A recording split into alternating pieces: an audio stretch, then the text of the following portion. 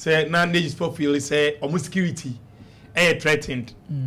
And now after so much 3 points, 3 goals, Ama Holy Stars no. Or Mansans at 3 points. And I think nations point and all already. Our league in just said nay. Best match of a league table to some men can add. That what means that 60 points now nations on the league no. After say about a year no. Swati Ama nations for Abba that is 57 points. And to weigh that data league table and they according to the release every funded by and they sit. That means gold stars for league no day or modo game to say 3 points on Aji. Heart of Lions at a second. Kodoko Anka ne Commander Force on agree abeda third on the league log. And I have the Foka common sono air out of the top 4 no. Mobile going to the top 4. Ama ne Nations Katima Open League Ajano. But we abeda fit on the league log. This is the updated league table. And I only stars for sono because of the 3 points on Manjano. I jump omo abeda 12 on the league log. I'm going for 4 points. But what only stars for now? Now, where the FA prior to the season, I say each and every position from first to 10th, no, every year's kakra per position on the league log, no. Until where right now, what they just say a only stars for no with 12, no. Kwame 1 person come any. Now 11 crania 1 person. 11 crania. The only team on only Bino and they from the United to the league winners. I Buku I friend say. Begin Gold Stars. That's what I make. I say, where's our rule we about Bontina? The time and everything Kwame wrong. Wrong, say. Wrong in the sense that, Anka, for me, if they had bought this one earlier, Kwame, it could have changed a lot. Because mentality and everything going to the game, say, oh no, no punas or sha. Nations can come in and change everything with that a year rule name. A bit me abano. Ben they everyone said me about that was here. Willie ni bantama nka okay nations be kasa okay any Heart of Lions bonti entimo mo nhye ya na asese na nka kotokonso ni vision no koroko abon ho modern wini wo ho na nka koroko abaji league na asese minti de opposite kwame the match na say on say and the boga friends and nation in the final game no okono no him say or court case wo hono pending but no say so because we mistake and as all game no. What is so winning po? Na 3 points and I say a J. Nations now so winning this game. Kwame no so winning. But say come on a room or you aware that this is who winning ya. Who winning this game now? Still na nke be keep you in the top 4.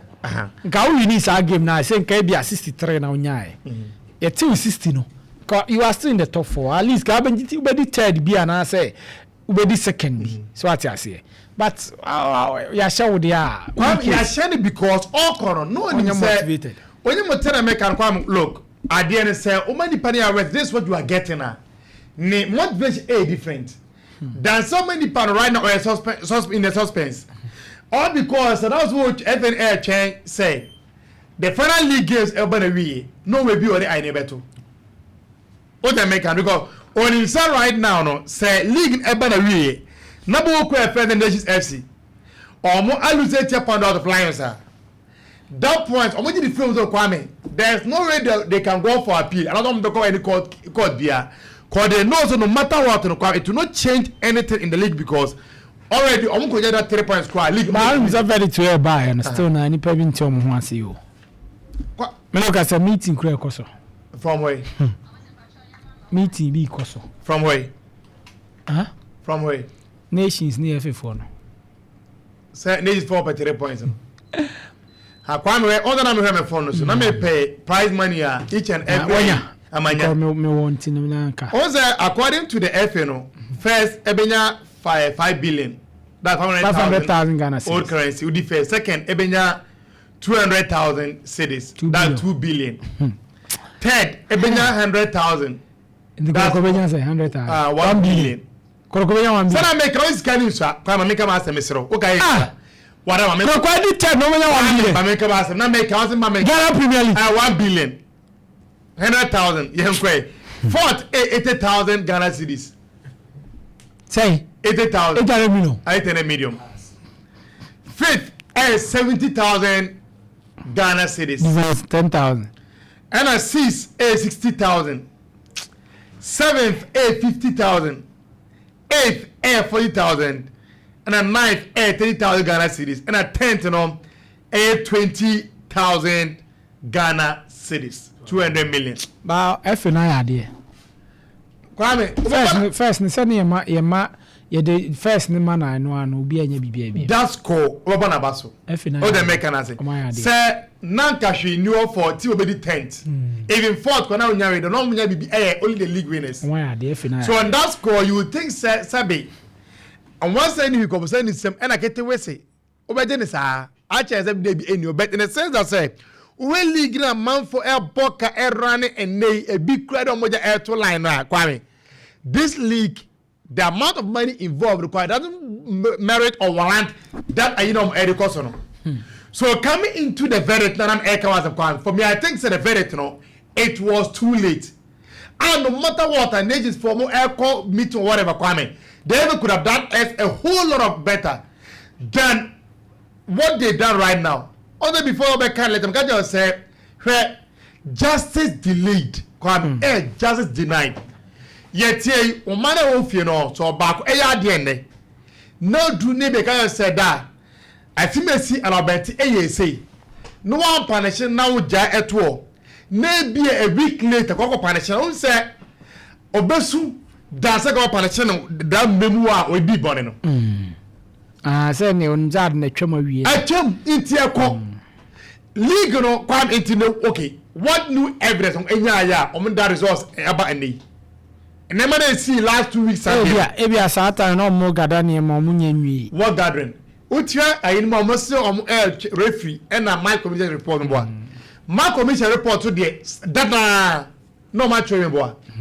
And a referee to the dana. And the good have gotten it on the Monday. I reckon they know from those two people no enyano. And if it's open from the streets in charge, could have gotten it from them. Not what so not ka odi do asem. And Kavana said very about on Tuesday or Wednesday, Kwame. Some of us over here would have applauded themselves. My idea. Okay. Because we believe that Kwame justice should have been said over there. Pekunam, they say when I show so. Who magling and money really? I'm gonna really you make a chance and what the results about my TV because one what has happened and one will say nothing will change. The only thing that will change the positions of the nations and Ujidi say omo twem ayebo league ni wie hwede ebesi ansa no mo de we and I'm going to say about wie no some of the Bible tia Holy Stars Kwame league no see apoya definitive can sign and right now one will say nations for league no on pa mo nje na omo have billion goals and count league no mo entiminje in a sad dia enne yam for Bible tia say sad football na to na bet na catch what you say nations nso come win game no Kwame the result very different but very different. Other than that, like I now message ever say I should be are you with my analysis? Factual, that is football rule. Says so what my boy get 3 points. And the 3.3 goals. Emma team now on a camp. Okay. Meka na man for Etibas MIV go from the kind of nations me money pending. No one say ever say me as a me the emotion and I can say yeah emotions. That's the rule of football. Okay. And not every foreigner will say that's the rule of football. Team will say sana man tia. Ala mo chair and after very about it. I say me da say. Zuba, Kwame, onti we. Kwame me da say.